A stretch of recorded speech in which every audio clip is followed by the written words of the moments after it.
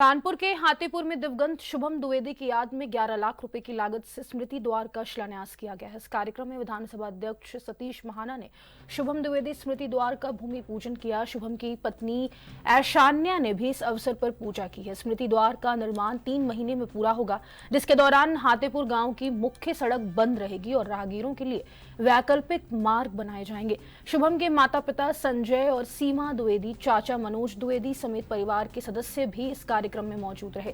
29 वर्षीय शुभम द्विवेदी की शादी फरवरी 2025 में हुई थी। वह हाल ही में जम्मू कश्मीर घूमने गए थे, जहां पहलगाम हमले में आतंकवादियों ने उनकी हत्या कर दी थी।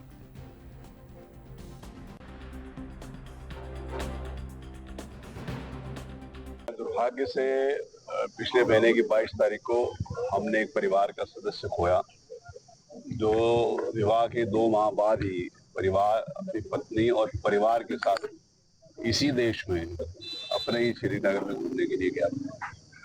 कुछ आतताई कार आतंकवादियों ने छुप कर उनकी हत्या कर दी।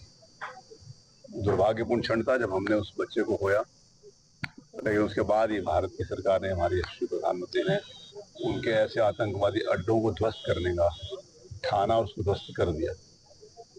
जैसे मैंने अभी यहाँ पर कहा कि शुभम केवल एक व्यक्ति और एक बच्चा नहीं था हमारे लिए, हमारे एक परिवार का एक सदस्य के रूप में हमारा इस परिवार के साथ कई दशकों से, पीढ़ियों के साथ संपर्क है।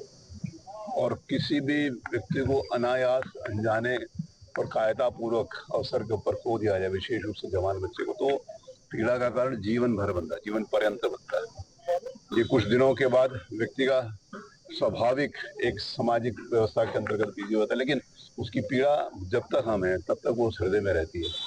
उसकी स्मृति में यहाँ पर स्मृति द्वार बनाने का, क्योंकि इस गांव में, हाथीपुर गांव में उसका जन्म हुआ था, हाथीपुर गांव में उसके जन्म में उसकी स्मृतियां सदैव रहें, इसके लिए स्मृति द्वार बनाने का यहाँ पर आज पूजन किया गया। सर, एक परिवार की उनकी वो मिलने के लिए मोदी जी से कहा है। अब प्रधानमंत्री का ला रहे, उसका कार्यक्रम आएगा तब बता पाएंगे उसको।